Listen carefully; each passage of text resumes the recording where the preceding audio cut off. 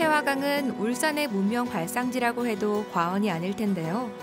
선사시대부터 울산의 중심지였던 태화강은 오랜 세월과 함께 흐르면서 많은 것들이 사라졌습니다. 저는 사계절 중에 여름이 가장 좋더라고요. 네. 왜냐하면 볼거리도 풍성하고 특히 또 태화강과 국가정원을 보면서 아 정말 울산은 살기 좋은 도시구나 이런 생각이 더 들더라고요. 만약에 이제 울산에 태화강이 없었다면 과연 울산이라는 도시가 있었을까?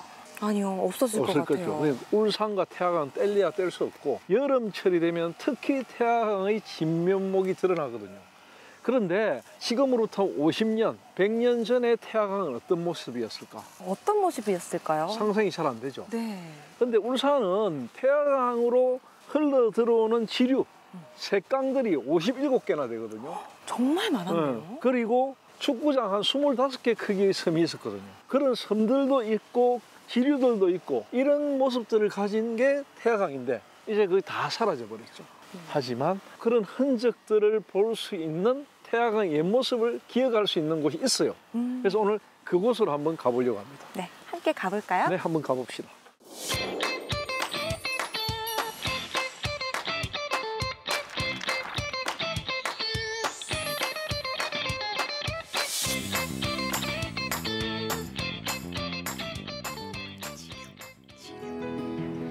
지금은 그 물줄기가 끊겼지만 과거 태화강의 지류와 이어졌던 한 저수지가 있는데요.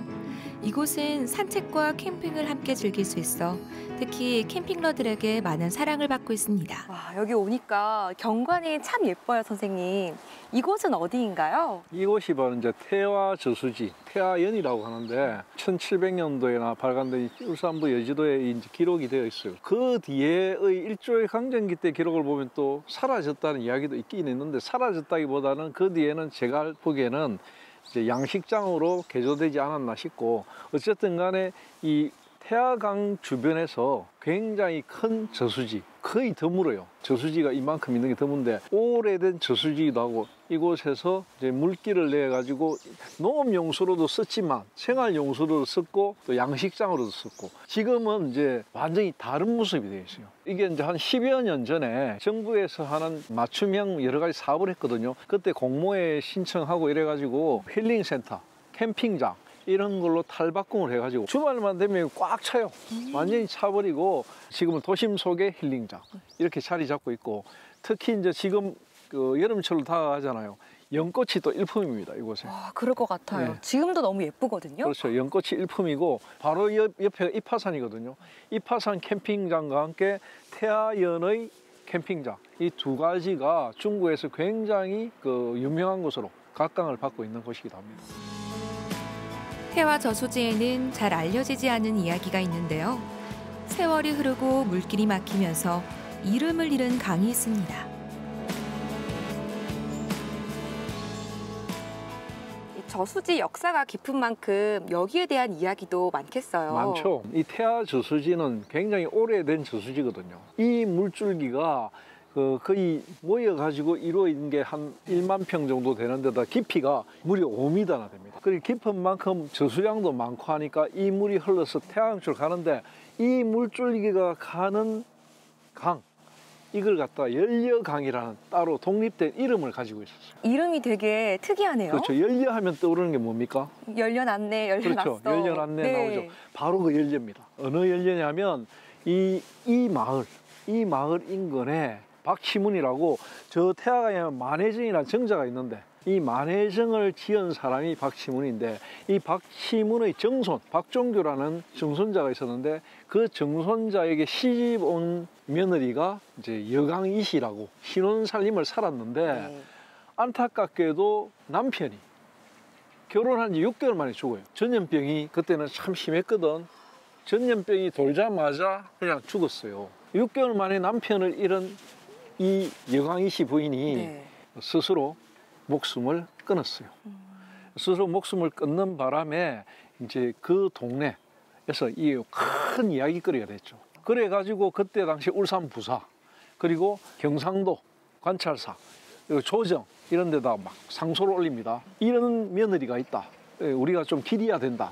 그래가지고 조정에서 남편에게 벼슬도 내리고 또 부인 여강이 씨에게는 정려각을 내립니다. 연려로. 그래가지고 이제 이곳을 지나는 강 이름은 자연스럽게 그때부터 연려강이 되었던 거예요. 아, 또 그런 역사가 있었네요. 그렇죠. 그런 역사가 있었는데 이 4.5 태풍 때 몽땅 다 휩쓸려 갔죠. 그래가지고 이제 이 연려각을 옮겼어요. 지금은 태화동에 학산서원이라고 있어요. 본래 자리에서 좀 변형은 됐지만 아직까지 연려강이라는 이름으로 남아 있었는데 어느 세월부터인가 이 연려강이라는 이름을 싹 없애버리고 지금은 실개천이라고, 그게 바로 옛날의 연려강의 모습입니다.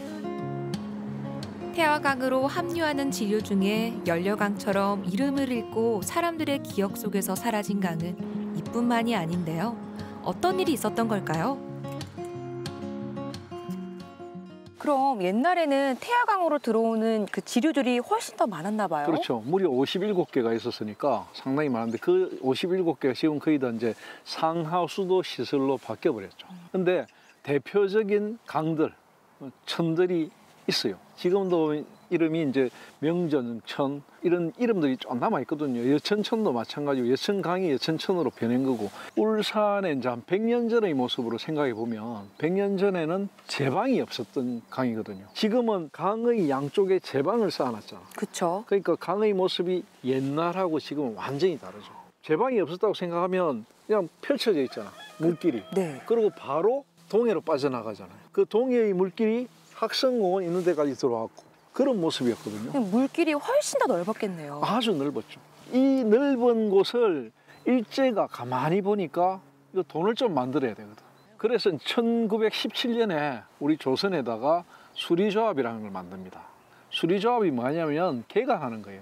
전국적으로 뭐 바닷가 쪽에 있는 이런 도시들의 강이나 하구 이런 데를 매축을 하거나 아니면 제방을 쌓거나 이래가지고 양질의 어떤 논농사 토지로 바꾸는 작업. 울산은 이제 조금 더 늦게 1920년대 말에 이 작업을 시작합니다. 그래가지고 1928년부터 한 2, 3년까지 태화강과 동천강 일대에 제방을 쫙 깔아가고 지금의 모습으로 만듭니다. 그때 울산 태화강으로 들어오던 지류들, 하천들 이런 것들이 완전히 이제 명맥을 끊기게 되죠. 그러면서 이제 사라진 강들이 많았겠어요. 그렇죠. 그 대표적인 게 이 연려강 따라서 가는 이 중구 쪽에 지금 태화로 자리에 보면 용검소라고 있어요. 황룡이 사는 곳. 이 용검소 자리로 들어오는 그쪽에 강순내라는 큰 하천이 있었어요. 이 강순내라는 하천도 이름이 왜 강순내가 됐는지 사연이 있어요. 강순내니까 강순이겠죠. 강순이의 하천이라는 뜻이거든요. 왜 생겼느냐면 그 위쪽 마을에서 살던 강순내 모녀가 홍수가 났을 때 모녀가 물에 빠져 죽었어요. 시신을 못 찾았는데 동네 개가 모래가에서 막 모래를 뒤지는데 보니까 강순이의 그 시신이 발견된 거라. 그래서 옮겼어요. 명전천 그쪽으로 옮겨가지고 무덤을 만들어주고 이 모녀가 숨진 내다 해가지고 강순내라는 이름을 불렀고 그 이름이 아주 오래전까지 유지가 되다가 지금은 이제 상하수도 공사 이러면서 이제 사라져 버렸던 이름입니다. 강물이 막히는 건 그곳에 흐르던 수많은 이야기와 역사가 통째로 사라지는 것과 마찬가지인데요. 이제 남은 건 이름밖에 없습니다. 울산실록을 하면서 이름 같은 거를 잘 들여보면 거기 안에 역사가 다 담겨져 있거든요. 그렇죠. 네. 그 동네의 역사, 맞아요. 뭐 이야기들 이런 게 다 담겨 있습니다. 또 대표적인 게 남구 쪽에는 정동강이라는 게 또 있었어요. 삼산에 보면은 여기가 강이 있었을까 이런 생각이 들잖아요. 네, 맞아요. 큰 강이 뭐냐면 여천강이거든요. 여천강이 하나 쭉 내려오는데 이 제방공사하면서 여천강이 본래는 도질산 옆으로 해서 이제 태화강으로 합류되게 돼 있었어요. 근데 이 수리조합이 제방공사를 하면서 강물을 태화강 쪽으로 들어오는 걸 막아버렸죠. 지금 밖으로 빼가지고 지금 울산만 쪽으로 빠지게 지금 만들어 놨는데, 그리고 울산 비행장을 만들고 하면서 또 물길이 하나 바뀐 큰 강이 바로 정동강이라는 강이 있는데, 지금 이제 화암로하고 삼산 중리하고 합쳐지는 그 지점이 있거든요. 거기에 이제 정동강이라는 제법 큰 강이 흘러가지고 태화강으로 들어갔다 하는 기록이 있는데, 네. 지난해 이제 울산 역사연구소에서 이것을 찾아내 가지고 이곳이 정동강 자리였다 하는 게 있거든. 지금 삼산에 가보면 도로명에 정동길 이런 게 있어요. 정동로. 정동이라는 이름이 있습니다. 아, 여기가 정동이라는 정동강이 있었던 곳이구나 이렇게 생각하면 됩니다. 1990년대 초반까지만 하더라도 태화강 하구의 모습은 지금과 사뭇 달랐는데요. 두 개의 아름다운 섬마을이 있었다고 하는데 어떤 풍경이었을까요? 지금 이곳의 풍경을 보면 와, 옛날에 여기 섬이 있었다는 게 믿겨지지가 않아요. 그렇죠. 뭐 태화강 하구에는 큰 섬이 대표적인 큰 섬이 두 개가 있었어요. 하나는 조개섬, 하나는 대도섬. 그 중에서 조개섬은 축구장 한 20개가 넘는 큰 섬이었거든요. 면적도 컸고 가구 수도 제법 살았어요. 조개가 너무너무 많다 보니까 섬 이름 자체도 조개섬이 되었던 것입니다. 그 조개는 대부분 이제 지금으로 이야기하면 제첩, 백합, 바지락 이런 여러 가지 있었는데 그 중에서도 울산 태화강의 제첩은 엄청나게 유명했어요. 80세, 90세 넘는 어르신들의 기억에 의하면 이 조개섬에서 났던 제첩을 먹었던 기억들을 다 가지고 있거든요. 또 이 태화강의 섬들에는 특산물이 또 하나 있었어요. 어떤 특산물이 있나요? 무. 무요? 네. 태화강의 무는 이 영남 일대에서 제일 맛 좋기로 유명했어요. 땅이 또 퇴적물이 많다 보니까 영양분이 풍부하잖아요. 양질의 무가 잘 자라가지고 태화강 무가 맛이 엄청 좋았대요. 또 내학 쪽에는 참외 수박이 엄청 유명했어요. 그러니까 참외 수박 무 그리고 바다의 조개, 제첩 굉장히 유명했던 곳이 바로 이 조개섬이고 이 조개섬이 이제 언제 사라졌느냐 여기에 대해서 이야기가 많거든요. 지금의 어떤 여러 가지 기록이나 자료를 조사해 보면은 1960년대까지는 남아 있었던 게 확실해요. 그런데 아마도 그 사라오 태풍하고 연관이 된 것 같고 그 이후에 석유학단지 공단이 쭉 개발되면서 이게 이제 매축 작업도 있었고 화상도 변경되면서 이 조개섬이 어느 순간 사라져 버렸다. 다리도 낳고 태화강이 하천변도 정리를 하고 이러면서 많이 달라졌거든요. 그래서 이 완전히 다른 모습이 되어버렸다 이렇게 볼 수 있습니다. 조개섬과 대도섬에는 울산 고유의 문화가 살아있었다고 하는데요. 울산 시민들의 삶의 터전이자 향수가 어린 곳입니다. 또 여기 강에 많은 섬들이 있다고 하셨는데 또 어떤 섬들이 있었나요? 현대자동차 있는 그쪽하고 도지질산 사이 쪽에 가장 최근까지 사람이 살았던 유인도가 하나 있었어요. 한 3가구 정도가 살았던 섬, 대도섬이라는 섬이 있었죠. 바로 지금 이 앞에 보면 이런 모래섬 있잖아요. 네. 이런 섬들이 만들어졌다가 사라졌다 이런 걸 반복했겠죠. 그런데 이제 이 대도섬은 그게 실제로 사람도 살았고 그곳에서 여러 가지 생활을 했어요. 특히 그곳에서 농사를 지었고 또 대도섬의 특산물이 울산장에 나왔고 굉장히 유명했던 특산물도 있었고. 어떤 특산물이 있나요? 빗자루.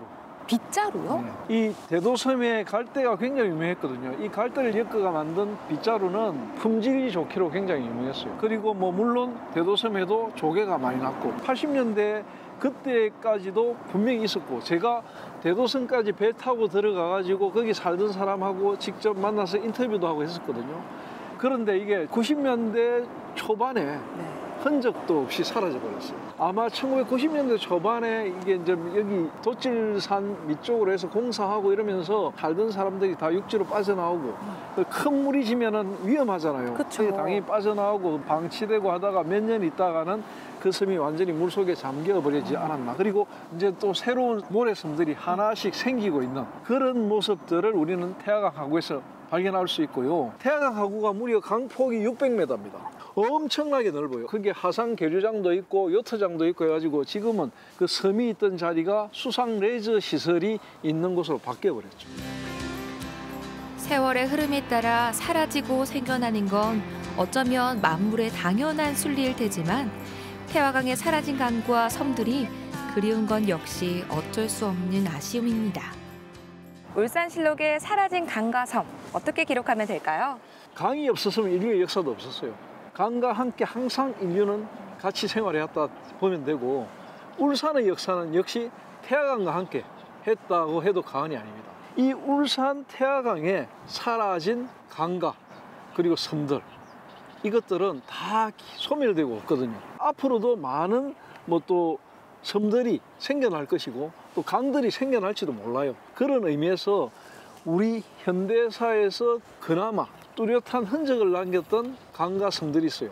뭐 연려강이라든지 정동강이라든지 그리고 대도섬이라든지 조개섬 같은 이런 굵직굵직한 자연유산들은 울산 태화강에 있었다는 흔적을 좀 남겨둘 필요가 있다. 그래야만 후손들도 태화강의 옛 모습을 기억할 수 있을 것입니다. 그런 부분들을 좀 더 잘 기록해가지고 후손들에게 알려주길 바랍니다. 태화강에 사라진 강과 섬에는 울산 시민들의 삶과 역사가 묻어 있습니다.